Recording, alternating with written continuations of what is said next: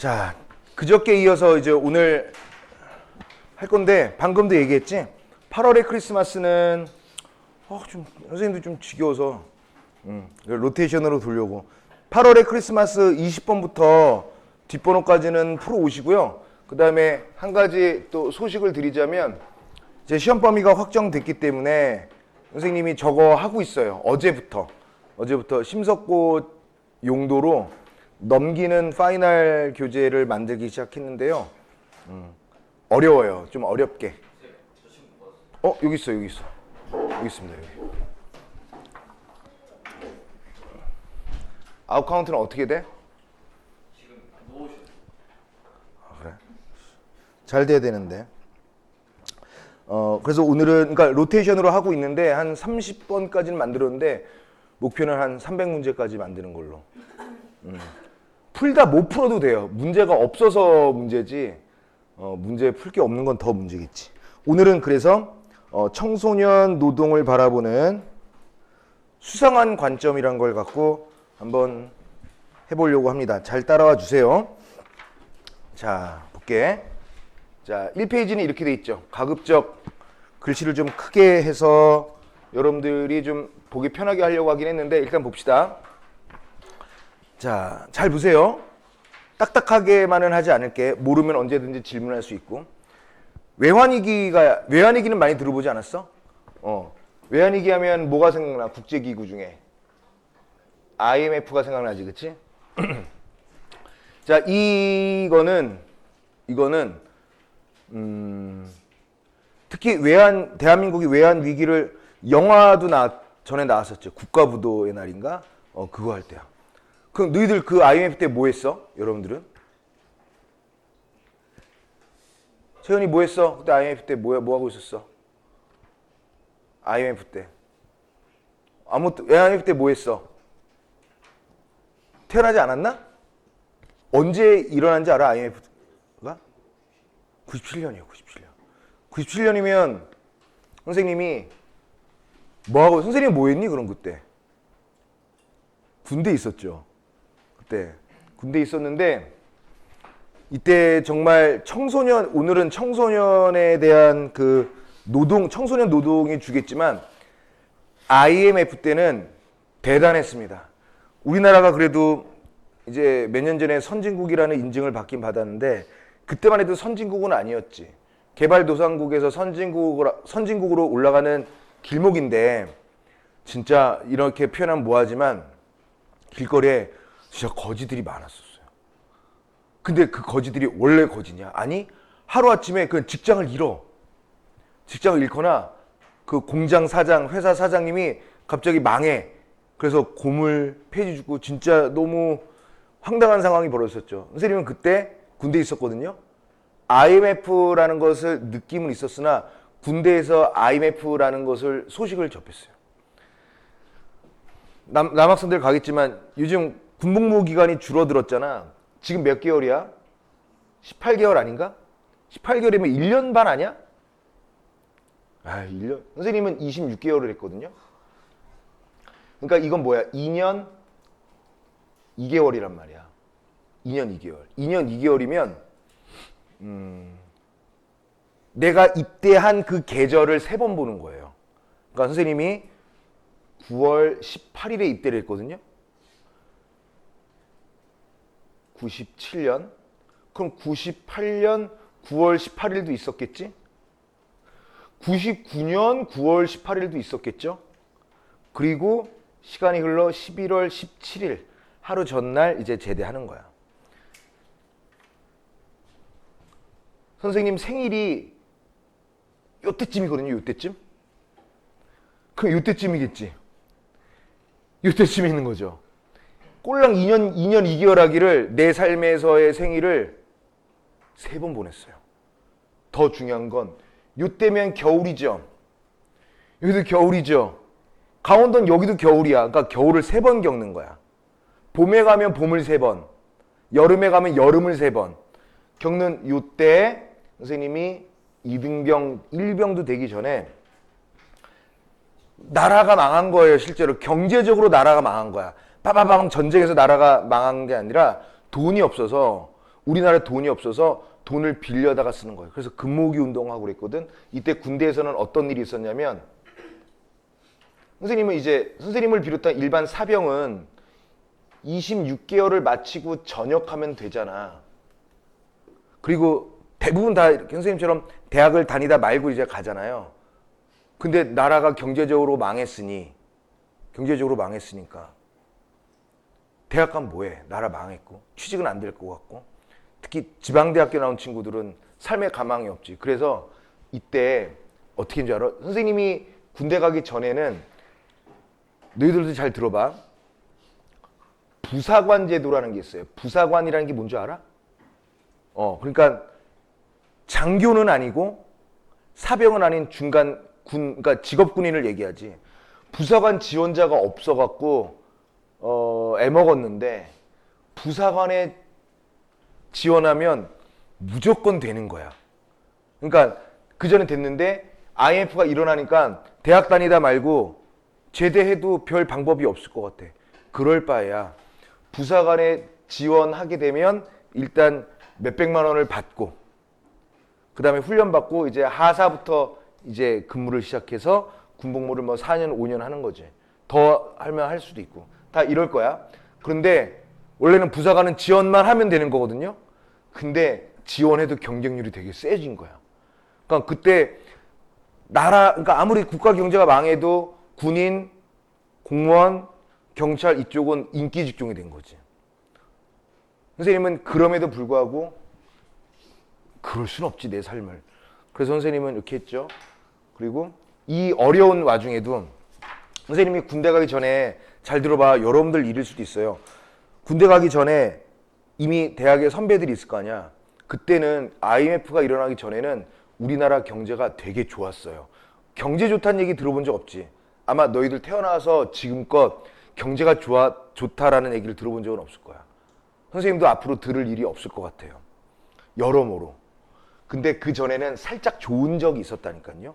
그래서 얼마나 좋으냐면 대학교 졸업을 안 한 선배, 그러니까 3학년, 4학년 선배들도 그냥 심심한데 이쪽 회사에 원서 하나 넣어봐야지 그러면 막 합격하고 그랬던 때야.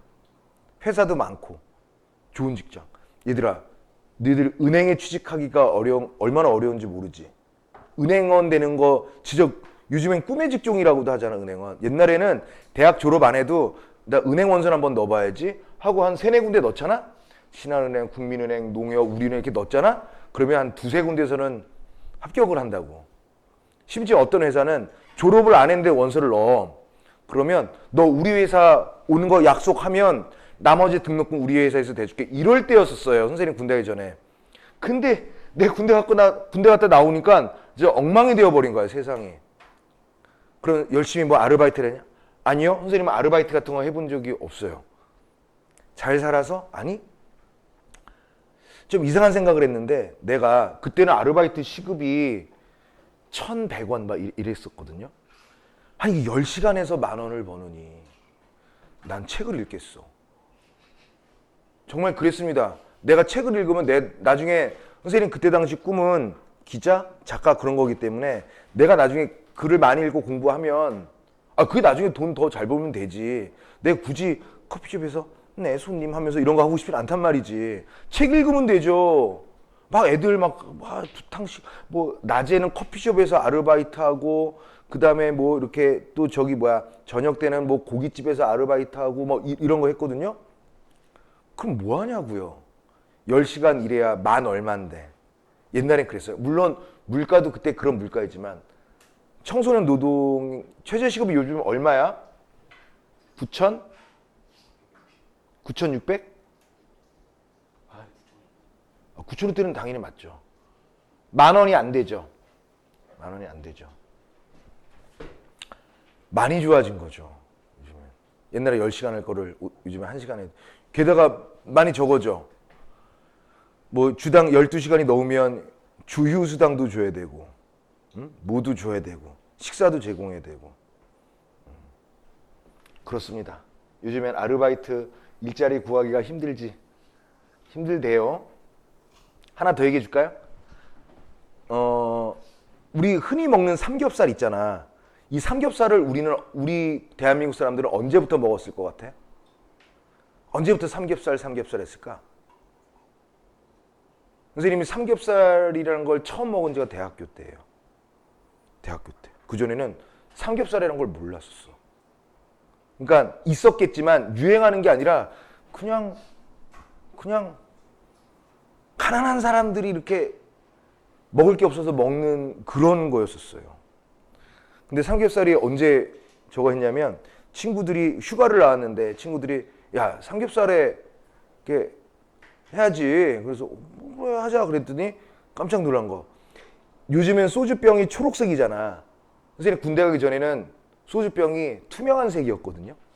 옛날. 근데 군대 갔다 오니까 하여튼 모든 게 바뀌었어요. 소주병 색깔도 바뀌었죠. 그러니까 나라 경제가 망했죠. 애들은 막 어수선하죠. 야 우리 어떻게 살아야 돼? 야 대학 때려치울까? 야 그냥 뭐 장사나 할까? 사업이나 할까? 되겠냐? 이거 할 때 정말 선생님은 책 읽었어요. 그리고 할 일 없어서 읽고 싶어서 읽는 게 아니라 전투적으로 읽었어. 내가 이거를 읽으면 뭔가 도움이 되겠다. 그래서 삼국지를 군대 갔다 와서 읽었어요. 처음으로. 물론 그 전에 전략만화 삼국지라고 60권짜리 있는데 그것들이 이제 잼민이들이 보는 건데 이제 본격적으로 그래 삼국지를 읽고 뭐 읽고 작가 다 읽고 뭐 하다 보면 나오겠지 이런 거야. 선생님도 마음 편히 여유 있게 한 게 아니라 돈이 없었어. 동생 저금통 이렇게 찢어다가 티 안 나게 나중에는 이렇게 100원짜리 몇 개, 500원짜리 몇 개. 나중에는 내가 무게를 티 안 나겠지? 이렇게 찢어진 데 이렇게 돌려놓고 나중에는 이씨 너무 내가 초라해. 그래서 막 배를 찢어버렸어요. 찢은 다음에 막 한 다음에 동생한테 얘기했지. 미안해. 그냥 그랬죠. 그럼 선생님 동생은 크게 아무 말 안 했었어요. 선생님이 태어나서 책을 가장 많이 읽었을 때가 그때예요. IMF에 따른 충격과 나는 뭘 먹고 살아야 되나. 힘을 쓰는 일은 별로 하고 싶진 않고 글을 쓰는 일? 뭐 이런 생각만 가득했거든요. 그래서 선생님 방이 따로 있고 화장실도 따로 있고 다 이렇게 있었는데 나가지도 않고 밖에 나가지도 않아요. 그냥 앉아서 책만 읽는 거야. 군대 갔다 오니까 핸드폰이 생긴 거예요. 문자 보내는 거. 요즘 문자 막 보내잖아. 그 다음에 LTE 이런 것 때문에 저런 것도 하잖아요. 와이파이나 이런 걸로 무료로 막 이렇게 보내자. 옛날에는 처음에 나온 문자 서비스는 어떤 줄 아니? 문자 길이만큼 돈을 냈어요. 그러니까 문자가 짧아진 거지. 야, 오늘 심심한데 뭐 해? 글자 하나하나당 돈이야. 그래서 막 줄이는 거지. 미음, 히읗? 이런 거야. 그럼 뭐 해? 이런 거예요. 힘들게 사는 거죠, 힘들게. 선생님은 그래서 방에 아무것도 안 하고 비읍 그래요. 동생한테 메시지를 보내. 비읍 그럼 밥 달라는 얘기예요. 그럼 동생이 이렇게 비읍 기억 이런 문제 알아? 밥을 주는데 계란 후라이 꼭 해달라는 얘기죠. 돈도 안 버는 대학생 이렇게 복학하기 전에 맨날 보는 거야. 맨날. 그리고 침대에서 가급적 내려가지 말아야지 이런 거예요. 이런 거. 근데 화장실 갈 수밖에 없잖아. 그러면 막 디디기도 싫어서 뭐 이렇게 콕콕콕 해서 화장실 쏙 들어가는 거. 걷는 것도 싫고 막 그때 그랬죠. 근데 누가 친구가 맛있는 거 사준다면 마지못해 나가는 척. 야, 나 웬만하면 안 나가는데 너가 하도 애걸복걸해서 나간다. 10원 한 장 안 갖고 나간다. 그러면 이제 알았어 그런 거죠. 그때 몸값이 좀 올랐죠. 잘 안 나오는 아이 뭐 이런 거. 그때 많이 힘들었었어요. 선생님 친구들. 많이 힘들었었어. 대학 다니는 그 공대 다니던 친구가 있었거든요. 근데 아버님이 뭐 하시는 분이냐면 그 고깃집 보면 연통 있죠. 고기 굽고 이렇게 연기 빨아들이는 연통 그거 하시는 분이에요. 선생님 초등학교 중학교 때 친구였는데 걔가 공부도 잘하고 공대도 갔거든요. 근데 아버지가 그게 망하셨어.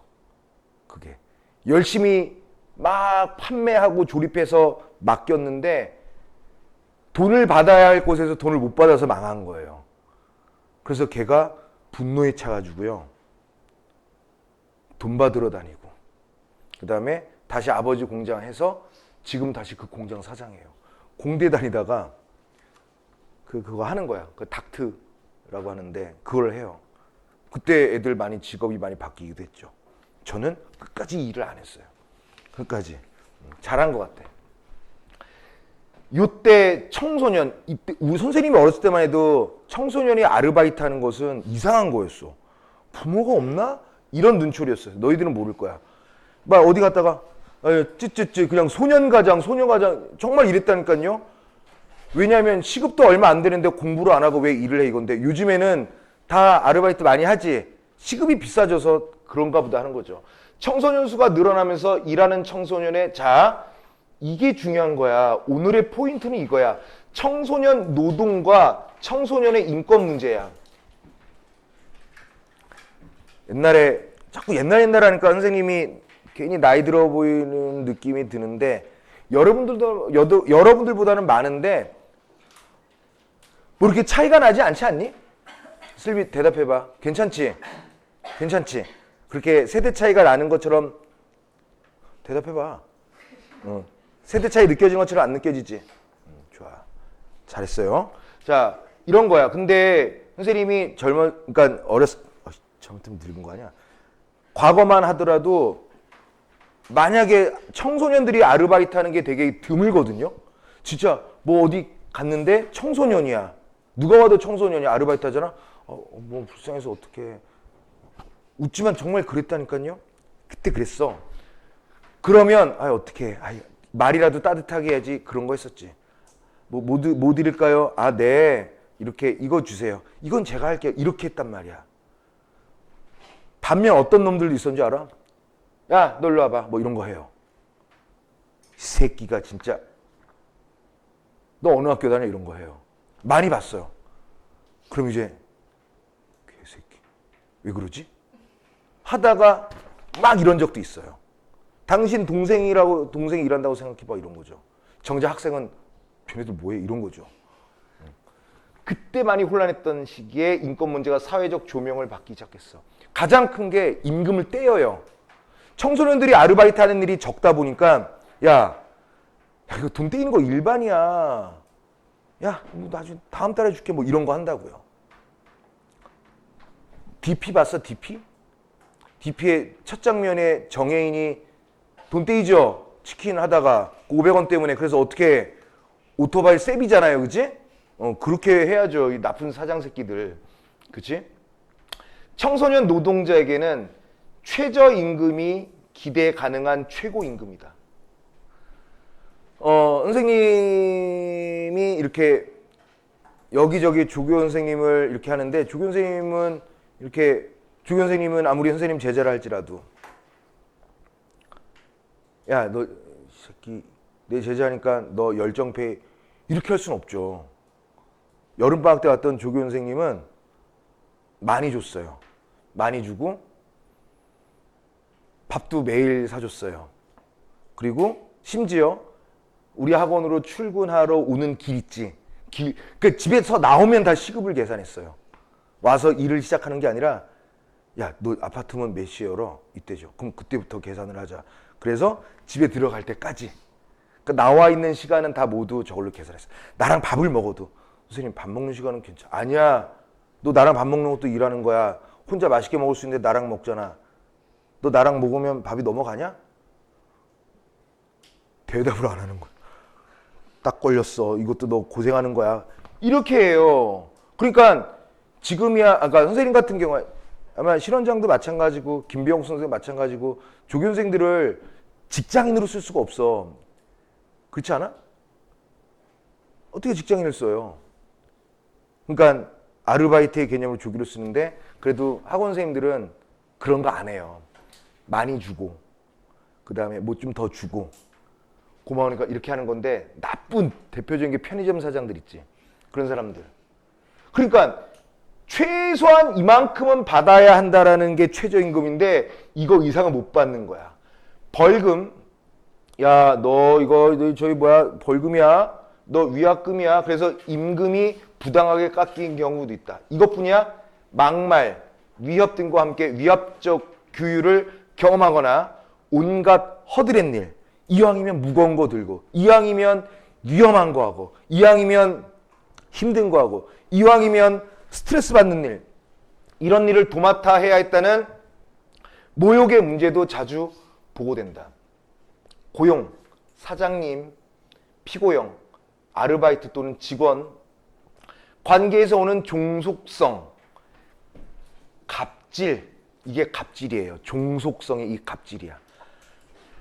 아르바이트라는 취약성, 정규직이 아니라는 거죠. 정규직이 아니라는 취약성, 게다가 나이도 어려.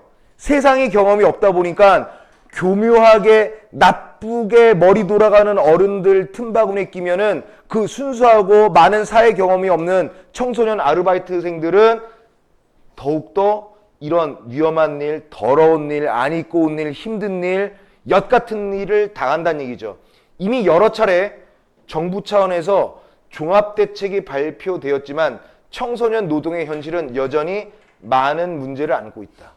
좀 더 실효성 있는 정책이 세워져야 하고 법률의 개정이 필요한지도 한번 살펴봐야 한다는 거야. 그러나 얘기하고자 하는 바는 여기에요. 이게 주장하는 글이거든요. 얘들아, 이거 주장하는 걸 잘 들어볼래? 주장하는 글인데, 그러나 청소년 노동을 바라보는 관점들이 함께 바뀌지 않는 한 문제가 근본적으로 해결되기가 어렵다. 이겁니다. 이게 뭐야? 이게 이 글의 주제인 거예요. 주제가 글 맨 앞에 나와 있지? 앞에 나와 있죠? 이런 글을 뭐라고 하느냐? 머리두, 괄식, 두 갈씩 그린 거야. 자, 잘 봐. 선생님이 아까 앞에 좀 서두가 길긴 길었는데 잘 보세요. 얘들아, IMF 이전에는 청소년들이 아르바이트 하는 일이 거의 보기 드물었다니까? 정말입니다. 요즘엔 많잖아. 요즘 많아요. 진짜로. 많아. 건전한 업소, 편의점, 뭐 이런 것들, 이런 곳에서는 청소년 채용이 가능한 곳에서는 정말 많아.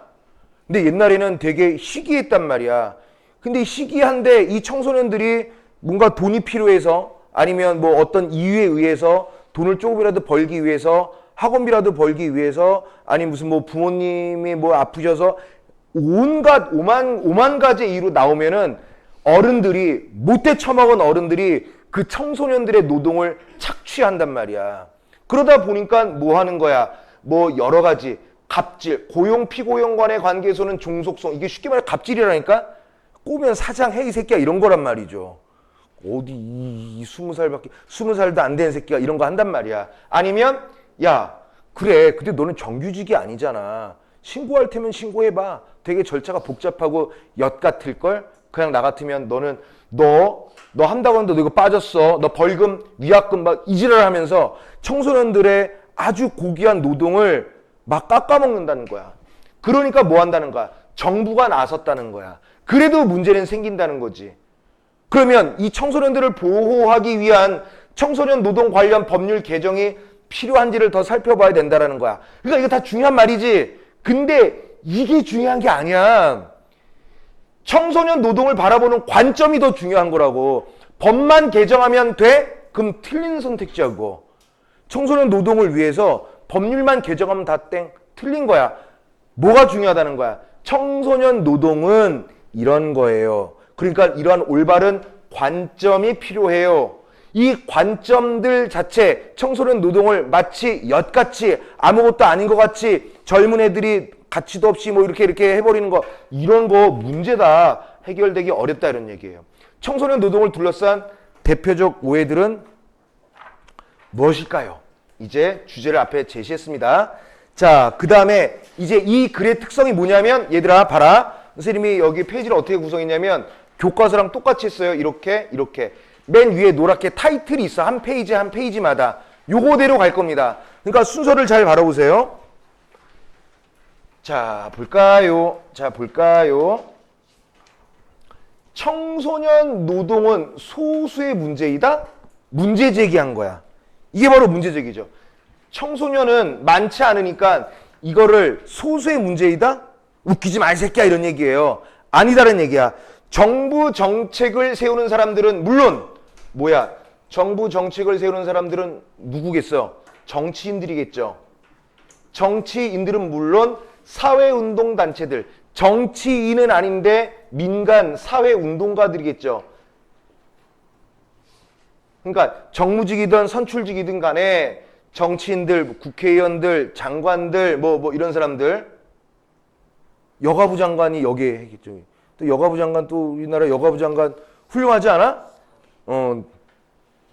잼버리를 완전 잼으로 만들어 놓고 그 국회에 나오지도 않고 엉망이죠.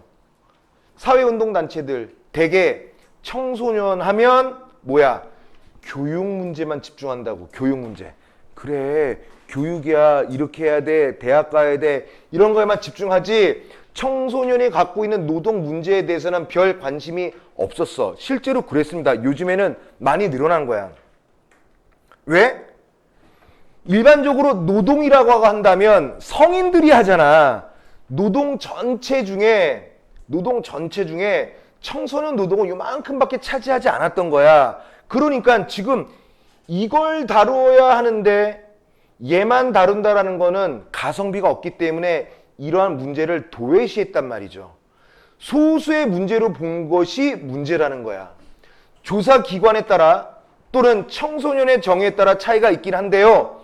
청소년이 노동에 참여하는 비율이 우리가 생각했던 것보다, 즉 일반인이 가지고 있던 생각보다는 높은 건 분명해. 국가기관 그리고 민간단체 조사가 주로 중학교, 고등학교에 재학 중인 청소년을 대상으로 이루어진다는 점을 감안할 때 학교 밖 청소년은 포함시키지 않은 거야. 얘들아, 심석고등학교 학생들에게 아르바이트 하는 사람 조사하면 뭐 몇 분의 몇 프로 나오겠지. 마석고등학교 나오겠죠. 뭐 중학교 나오겠죠. 뭐 어디 뭐 나오겠죠. 뭐 이런 거 할 거란 말이야. 근데 그 조사의 표본 자체가 학교를 다니는 학생인데 대한민국 청소년들이 모두 다 학교에 다니는 건 아니잖아. 그러면 학교 밖의 청소년에 따른 퍼센테이지는 어떻게 구하냐는 거야. 이게 문제라는 거지. 학교 밖 청소년을 포함하도록 조사를 확대하면 그 비율은 안 그래도 생각보다 높은데 안 그래도 더 높아질 것이다. 자, 최근에 청소년 노동은 계속해서 늘어나고 있다. 우리가 아르바이트 줄여서 알바라고 하잖아. 아르바이트가 어느 나라 말이야? 아니에요. 독일어입니다. 그래서 독일어가 일하다가 아르바이테트라고 해요. 독일어로. 근데 그게 아르바이트가 된 거고 줄여서 알바라고 한 거죠. 그 천국도 생겨나고. 알바 천국? 그러니까 천국이 많죠. 야, 우리나라 살기 좋은 나라예요. 야, 김밥도 천국 있지, 알바도 천국 있지, 되게 많아요. 자, 그런데 청소년들이 더욱 늘어나고 있는데 이거 좀 보세요. 그 원인은 무엇이? 청소년 노동의 증가가 사실은 청소년들은 공부를 해야 된다. 뭐 물론 중요하지만 어찌됐건 청소년의 노동의 숫자는 증가하는 건 맞는 말인데 청소년 노동의 증가가 꼭 한 가지 때문이다라는 것은 아니지만 일단은 중요한 건 이거죠. 노동 세계의 변화에 큰 요인이 있다는 얘기죠. 이게 청소년 노동의 청소년 노동이 늘어난 첫 번째 이유 원인이야. 잘 알아두세요. 이게 가장 큰 것 같다. 아무리 일을 해도 세계 경제 자체가 불안하고 그 다음에 안정적이지 못하고 그 다음에 노동의 가치에 존중받지 못하고 먹고 살기 힘든 상황들이 연속되다 보니까 전 세계적으로 청소년의 노동은 늘어난다. 이거는 노동 세계의 변화가 오기로 한다. 이런 얘기죠.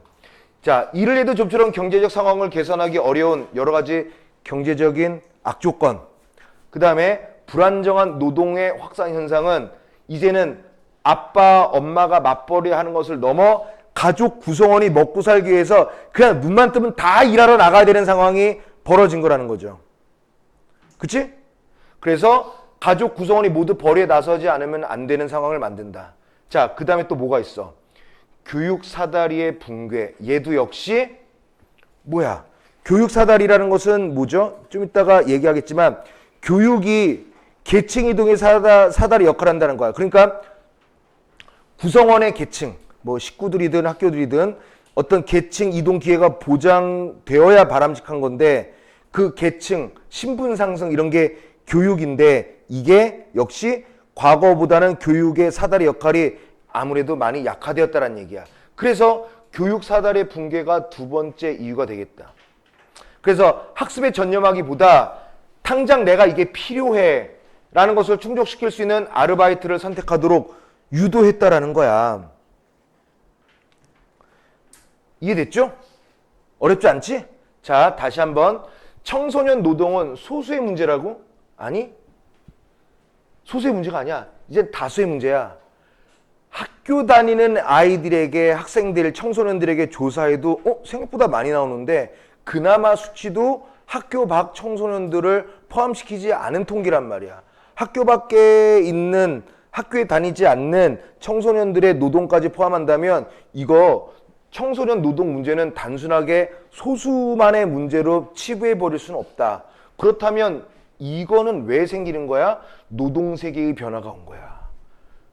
너무 세상이 어렵고 힘들다 보니까 가족 구성원들이 돈을 다 벌어 나가는 거야. 두 번째는 교육 사다리의 붕괴 때문이야. 그러니까 학생들이 교육 사다리가 붕괴되다 보니까 공부하기보다는 다른 쪽에 관심을 갖고 필요한 것을 사기 위해서 뭐 한다는 거야? 노동을 이제 시작한다라는 얘기죠. 자, 그 다음에 두 번째 이슈. 청소년은 예비 노동자다?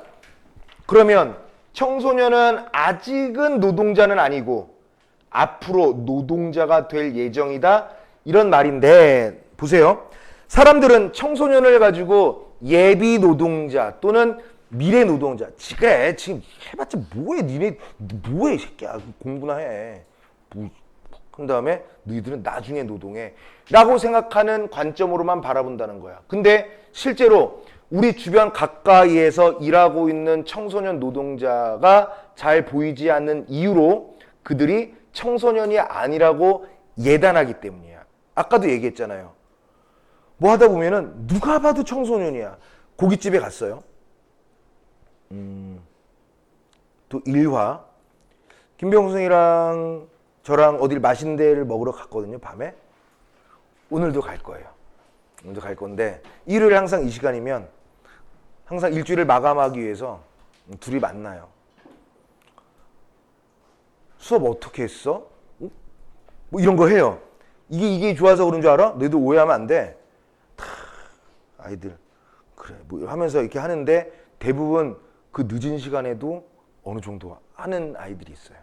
물론 뭐 또 어제 일찍 딱 끝나기도 하지만 좀 이른 시간에 만나면은 그래. 그러면 꼭 우리가 강사여서가 그런 건 아니라 청소년들이 이렇게 서빙을 하거나 주문을 받거나 요즘에 키오스크로도 많이 하는데 그렇지 않은 경우는 이렇게 청소년들이 서빙하는 경우가 많거든요. 그러면 선생님이 잘 얘기해요.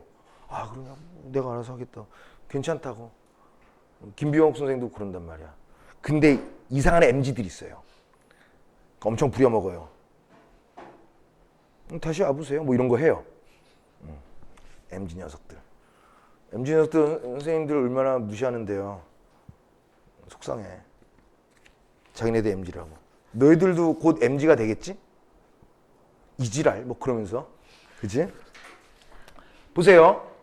우리는 이런 거라고 한단 말이야. 노동 현장에 있는 청소년을 흔히 아르바이트생이라고 부르는 이유도 여기에 있다는 거야. 아르바이트생이라는 말은 뭐야? 삼중의 효과를 만든다. 삼중의 효과. 예상 문제. 이렇게 기억해서 이 의미를 매길 겁니다. 삼중의 효과라는 것은 뭐냐면 세 가지 의미가 겹쳐서 제시된다라는 얘기인데, 자, 1중, 2중, 3중 아르바이트는 말에 임시적 또는 보조적 생계수단이라는 오해가 덧입혀져 있다 보니까 청소년 노동의 필요는 평가절하된다는 거야. 평가절하? 이만큼 일을 했는데 이만큼밖에 취급을 받지 못하고 이만큼이 마이너스가 어이없이 되어 깎인다는 내용이야. 그래서 청소년 노동자의 필요는 평가절하된다. 공부해야 될 학생이 실제 학생인지 학교 청년인지를 불문하고 이 노동 현장에 있으니 청소년 노동은 당연히 임시적이고 정상적이지 못한 상황이 되는 거 아니야?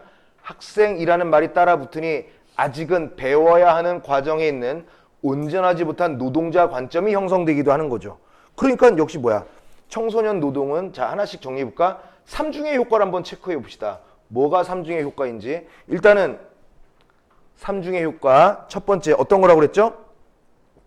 삼중의 효과는 노동 필요는 평가절하가 된다는 얘기죠. 자, 어딨냐? 요게 평가절하 된다는 거야. 또 뭐가 있어요? 금방 얘기했죠? 청소년 노동은 이런 거죠. 임시적, 비정상적, 공부해야지 여기 왜 나와 있어? 이런 게 된다는 거죠. 금방도 얘기했다시피 학생이란 말이 따라 붙으니까 야, 아직 공부해야 되는 거 아니야? 이런 내용이란 말이죠. 자, 그 다음에 또 뭐야?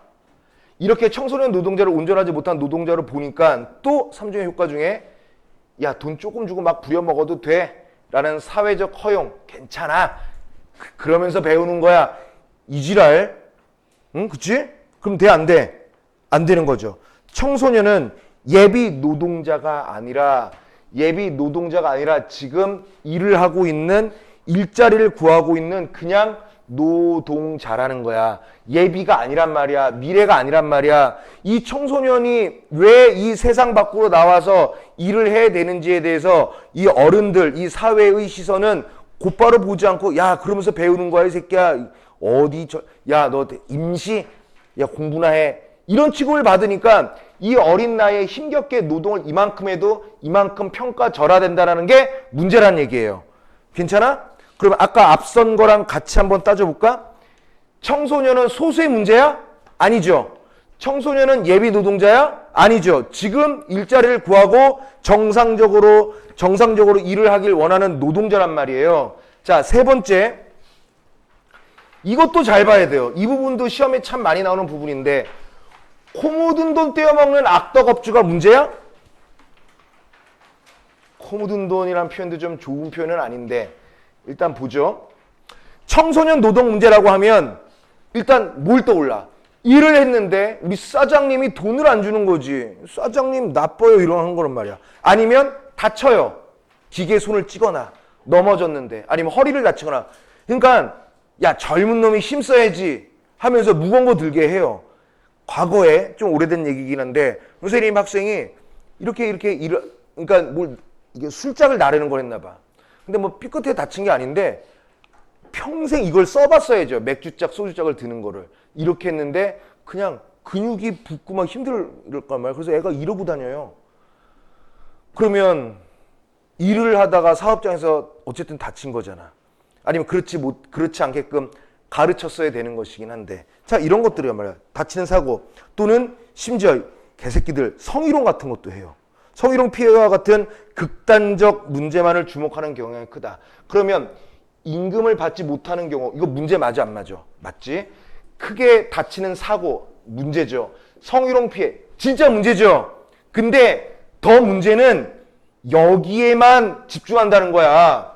이거 문제 맞아, 이거 문제 맞아, 이거 문제 맞는데 사람들이 이것만 바라본다는 거야. 당연히 비난의 화살은 소수의 악덕 업주에게 돌아간다는 거야. 그러나 실제 청소년들이 바라는 건 어떤 거냐? 가장 먼저 해결되기를 기다리는 것은 모욕의 중단. 그 다음에 중요한 거죠. 돈 올려주세요. 이런 거야. 모욕하지 말아라. 그리고 시급을 인상해 주세요라는 거야. 이거는 학생들이 원하는 거야. 이거 해도 돼요? 나 성희롱 해도 돼요? 돈 많이 주세요. 이게 아니야. 저 다쳐도 돼요. 돈 많이 주세요. 저 돈 안 줘도 돈 안 주면 안 되지. 그래 이건 당연한 거고. 이래도 돼요. 이것만 한다면이 아니라 이것도 문제지만 이것에 대한 생각들이 별로 없다는 거야. 이 부분 이해 잘해야 돼. 이것만 해결하면 된다 그러면 이건 틀린 내용이에요. 다 알아. 그래, 청소년인데 이랬어. 뭐가 힘들었어? 돈을 못 받았어요. 그래, 너는 다쳤어요. 이 손가락이 하나 없어졌어요. 그래, 성적으로 날 약 올렸어요. 그래, 나쁜 놈들. 사람들이 여기에만 주목하는데 실질적으로 청소년들이 원하는 건 이거란 말이야. 이거 해도 이거 좋다가 아니라 이것도 하면 안 되지만 이것도 원한다는 거야. 이렇게 하지 말기를. 시급은 인상해주고 모욕은 중단해주기를.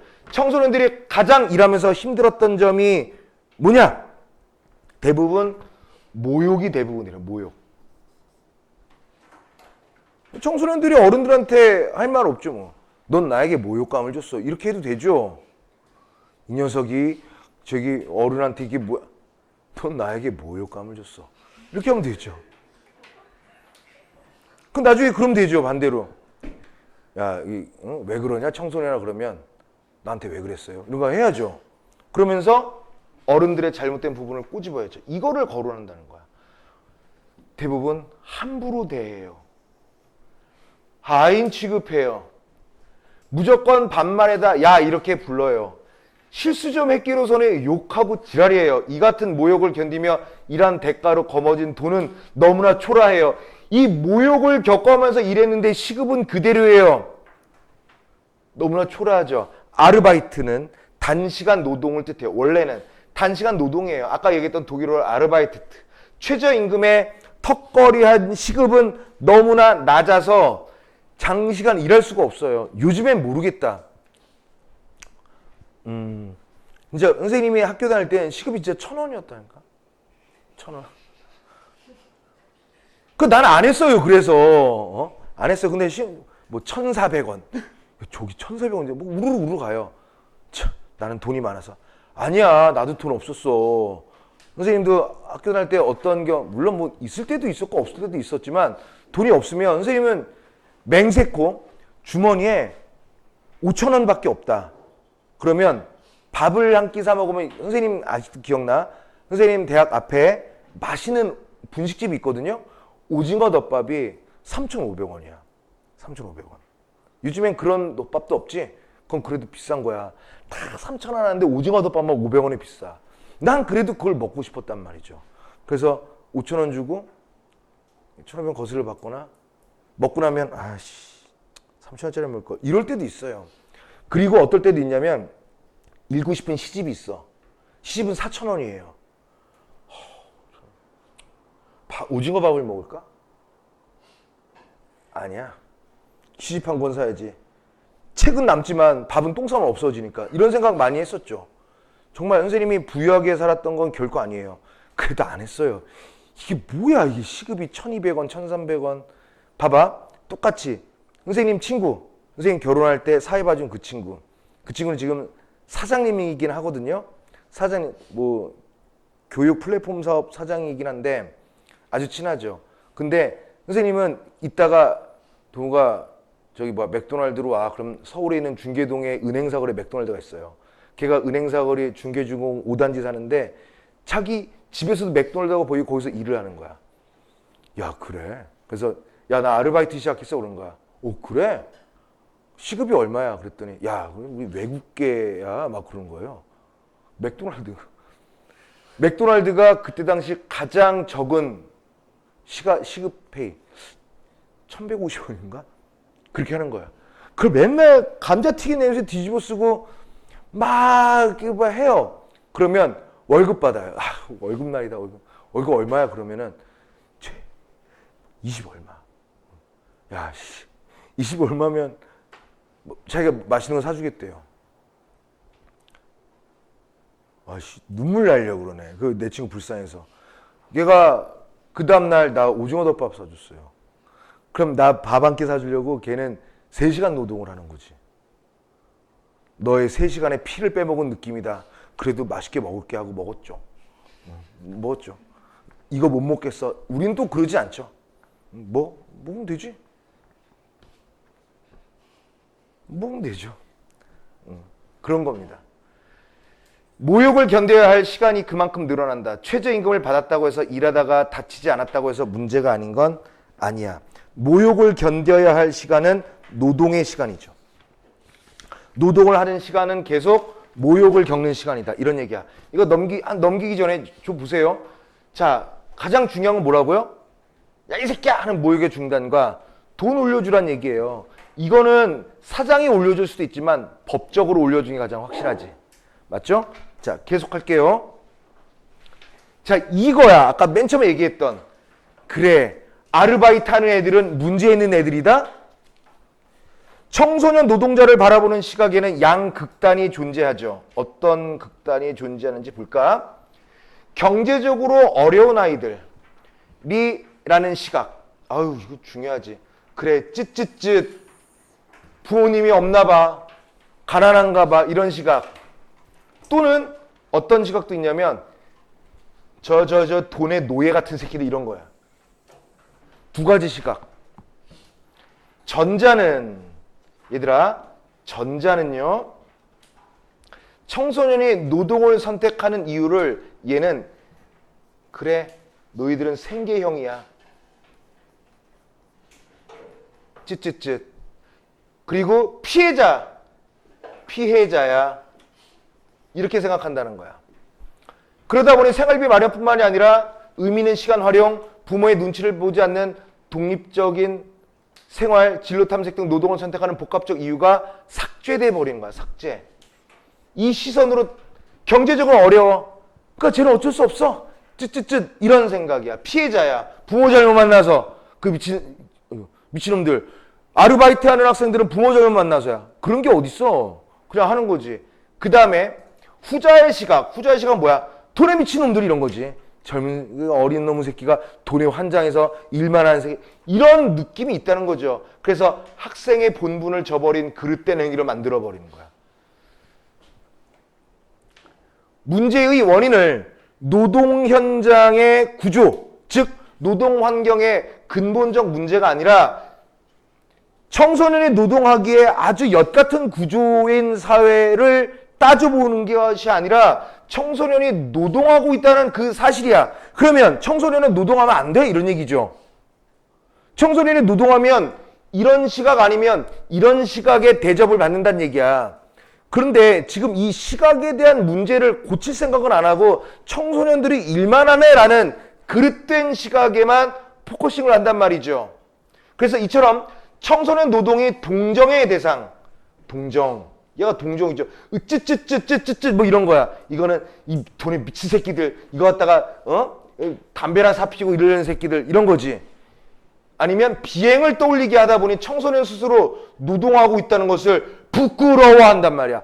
어른의 잘못된 청소년의 노동 또한 어른의 노동처럼 고귀하고 소중하고 가치 있는 것인데 이 두 가지 시각, 문제 있는 새끼, 가난한 새끼, 부모 잘못 만난 새끼, 아니면 돈에 환장한 새끼, 그냥 뭐 돈이면 그냥 그냥 뭐 이일절 다 하는 새끼, 문제 있는 새끼, 비행 청소년의 가능성 있는 새끼들, 이 두 가지 시각만 있다 보니까 청소년들은 설 자리가 없는 거야. 그러니까 이 시각이든 그냥 나는 부끄러운 거죠. 청소년들은 어른들이 이 두 개의 시각만 청소년들에게 쏟아주니까 부끄부끄 이렇게 되는 거죠. 난 집이 가난하지 않은데 그냥 해보는 건데 경험 삼아서. 근데 주변 시선은 돈 없는 새끼 아니면 비행 청소년의 어떤 그 씨앗을 갖고 있는 녀석 이런 거란 말이야. 이게 문제란 말이야. 두 시각 모두 도달하게 되는 결론은 뭔지 알아? 청소년을 빨리 구원해야 한다는 것이야. 아니 청소년이 노동하면 망하냐고요. 구해야 돼. 저 불쌍한 어린애가 그냥 냅둬요. 잘 해주면 되지. 저 새끼 저기 비행 냅둬요. 그냥 하면 되지. 그런데 그 구원의 방식은 주로 일하는 현장에서 잘 다뤄주면 되는데 하지만 이거예요. 청소년 노동을 못하게 하는 게 청소년을 구원한다는 이상한 상황이죠. 청소년이 노동을 선택하지 않아도 되는 조건을 만들기보다 부모 동의서를 받도록 요구한다거나 학교가 아르바이트를 금지하는 규칙을 도입한다는 거야. 과연 노동을 금지한다고 해서 청소년의 삶이 더 나아질까? 아르바이트를 하지 않으면 당장 생활이 어려운 청소년은 그럼 사회가 어떻게 해줄 건데? 부모 동의서를 받기 힘든 가정의 청소년들은 그러면 공식적이지 못한 노동에만 종사할 수밖에 없는 거 아니야? 맞죠? 학교가 노동을 규정 위반으로 삼다 보니 청소년들은 나중에 일을 하다가 뭔가 잘못되어도 다치거나 뭔가 잘못되어도 학교 규칙을 어겼다는 사실로 인해서 학교의 도움을 받을 수가 없겠죠. 하지 마 하는 금지는 쉬워요. 그러나 바람직한 것은 청소년이 노동을 선택하지 않아도 되는 조건을 만들든 청소년이 노동을 하되 청소년들이 안전하게 모욕감을 느끼지 못하고 자신의 노동력을 깎이지 않고 그 순수하고 고귀한 노동력에 대한 대가를 온전하게 받을 수 있는 세상을 만드는 게 어른의 목적이란 말이야. 이거 얘들아, 선생님이 지금 막 설명문이니까 마치 내가 설명하는 것처럼 논설문이니까 내가 주장하는 것처럼 내가 선생님이 설명을 주장하고 있지만 막상 조용한 시험 시간에 글로 보잖아? 어려운 거야 이거. 되게 어려운 겁니다. 여러분의 9-2 단원이야 이게 교과서에 있는 시험범위예요. 다시 한번 봐봐. 여기 다시 한번 해볼게요. 청소년 노동자를 바라보는 시각에는 두 개가 있다니까. 가난한 녀석 아니면 비행하거나 돈에 환장한 새끼들 이런 거란 말이죠.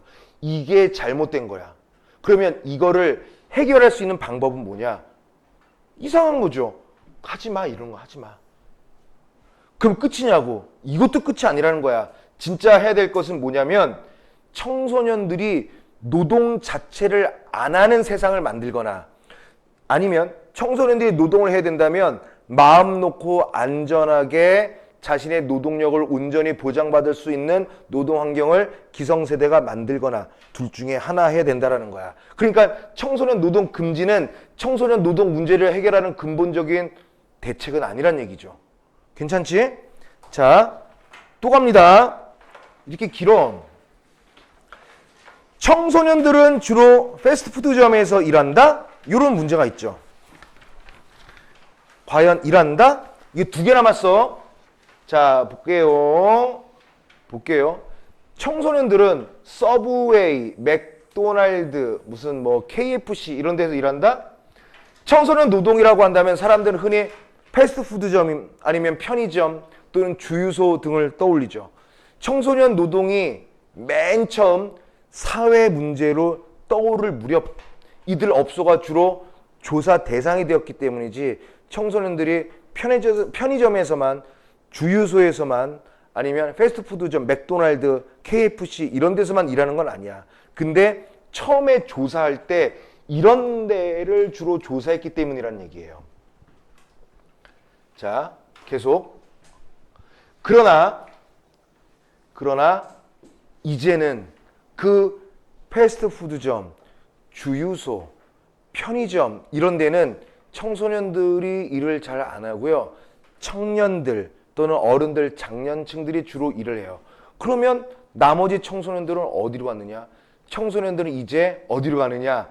예식장 서빙, 배달 대행, 상품 판매, 이벤트 행사장 도우미, 택배 분류, 사무 업무 보조, 인터넷 상품 홍보 등 단순하게 얼마요? 얼마 받았습니다. 이런 게 아니라 온갖 곳에서 다 일을 하고 있다는 얘기야. 청소년 노동 문제를 이렇게 가볍게 볼 건 아니란 말이죠. 문제는 이들 업종이 중요한 건 뭐야? 이들 업종이 정부의 근로 감독 대상에 포함되지 않거나 그러니까 보호의 사각지대에 있는 거죠. 택배 불려다 다쳤어. 이거 임시 정부가 관리 감독하는 곳이 아니야. 이럴 수도 있겠죠. 또는 내일 당장 일이 있을지 없을지 모르는 하루살이 노동이나 사용자. 그러니까 불안한 거죠. 청소년 노동이라고 오늘 일해 내일은 일하지 마.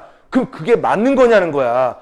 청소년들이 노동시장에 뛰어들었을 때는 자기가 얼만큼 일을 해서 얼만큼 벌어야 되겠다라는 계획이 있을 거란 말이야. 그 계획을 그 회사나 업장 또는 업소 아니면 무슨 여러 가지 사업장의 상황에 따라서 돈을 벌 수 있고 없는 것이 이렇게 선택당해지면 안 된다는 거죠.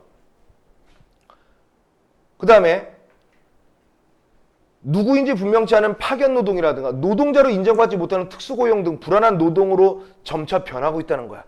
처음엔 단순하게 이랬는데 이제는 이런 게 아니라 청소년들이 더욱더 보호받지 못하는 사각지대, 어려운 곳, 정부의 보호를 받지 못하는 곳, 이런 곳으로 점점 되고 있단 말이죠. 문제지.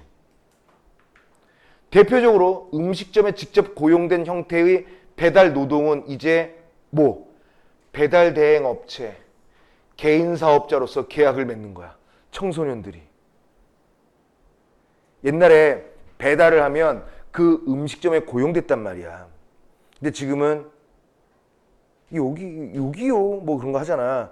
배달의 민족 주문됐습니다 뭐 이런 거 하잖아. 어디 식당 가면은 띵동 뭐 하다가 체할 정도로 여기요 배달의 민족 막 뜬단 말이야. 그러면 응 하는 오토바이 면허 있는 청소년들이 배달해. 그럼 그 회사 그 식당에서 월급을 받는 게 아니라 건 바이 건으로 그 돈을 받잖아.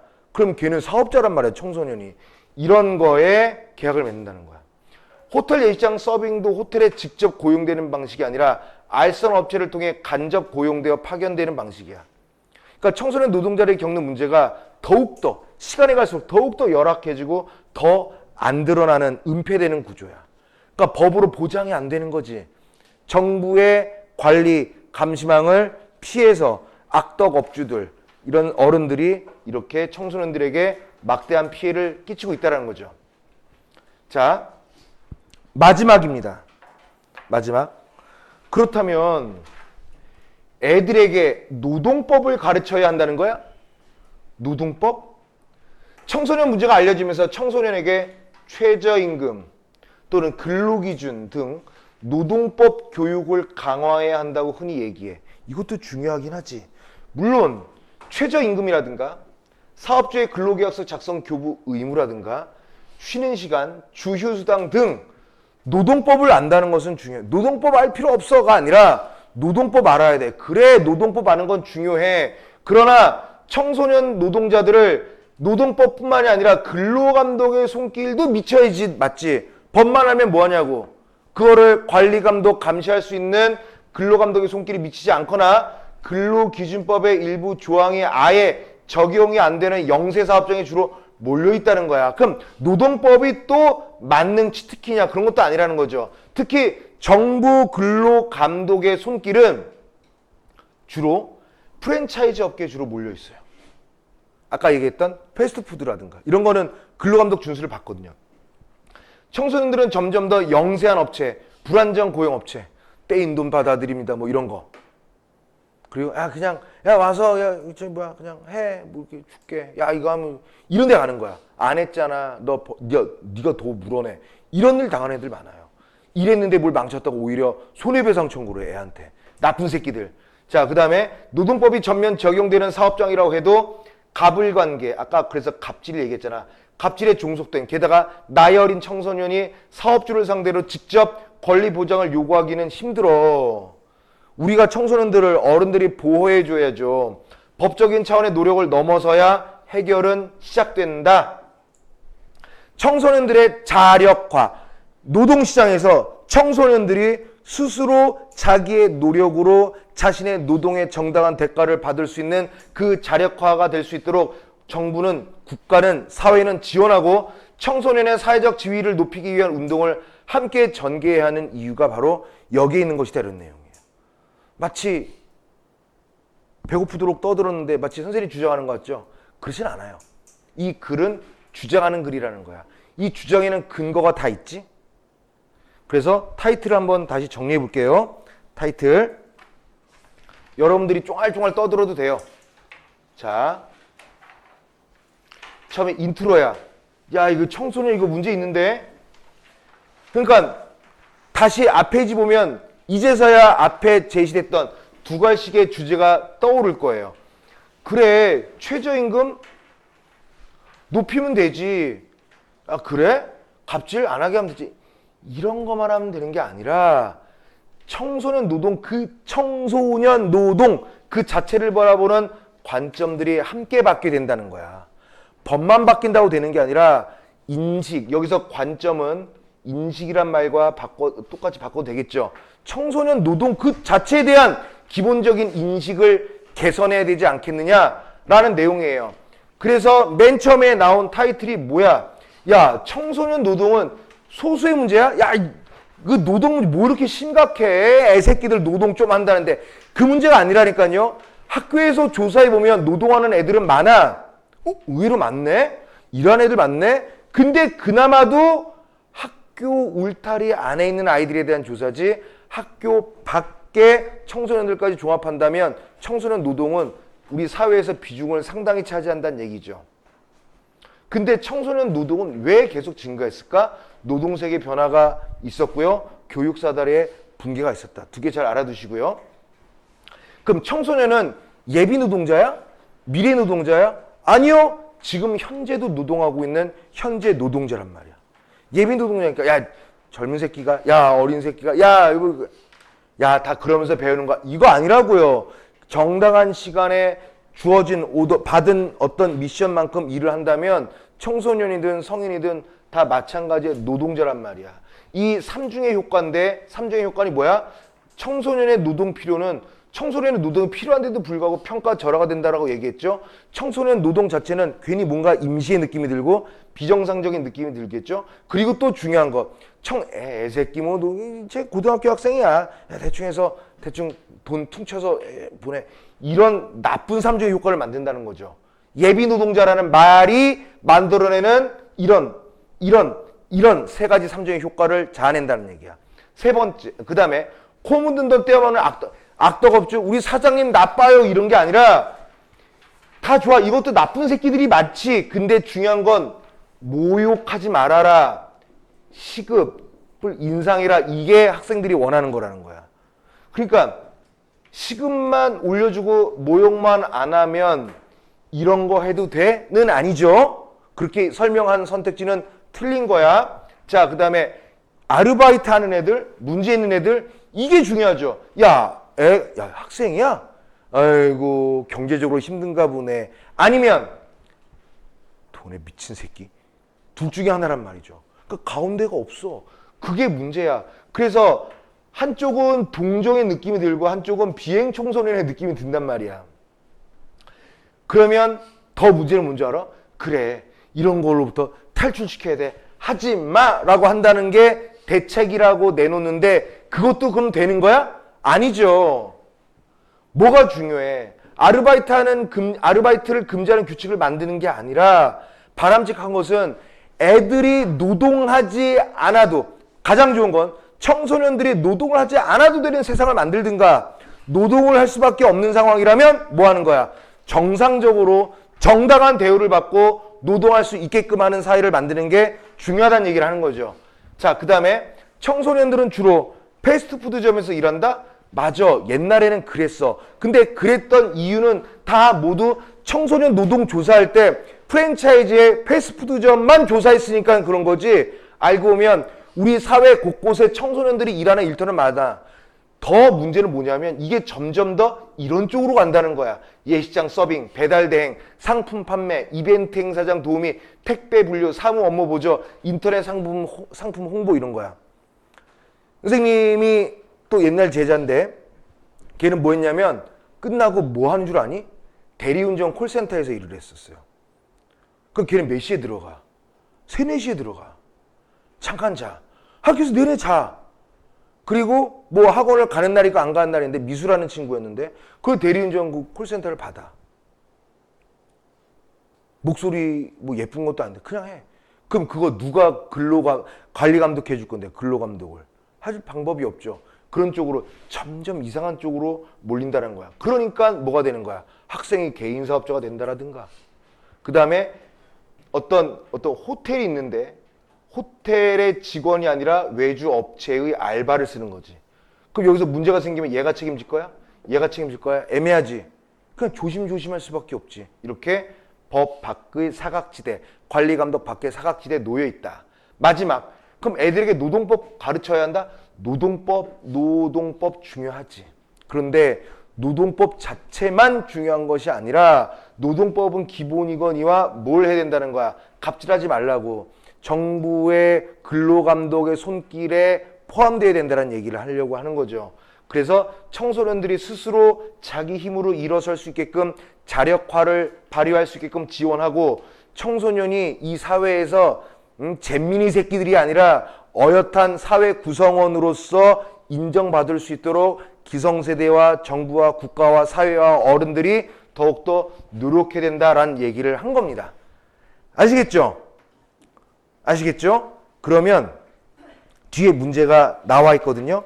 문제가 많이 없어요. 쥐어짜낸 문제긴 한데 요거를 한번 선생님이 몇 개 안 되는 문제를 홀랑 풀어버리면 속상하니까 어떻게 하느냐. 지금 조금 풀어보세요. 조금 풀어보세요. 자, 다음 시간에는 이 1번부터 17번까지 문제풀이를 다 할 생각입니다.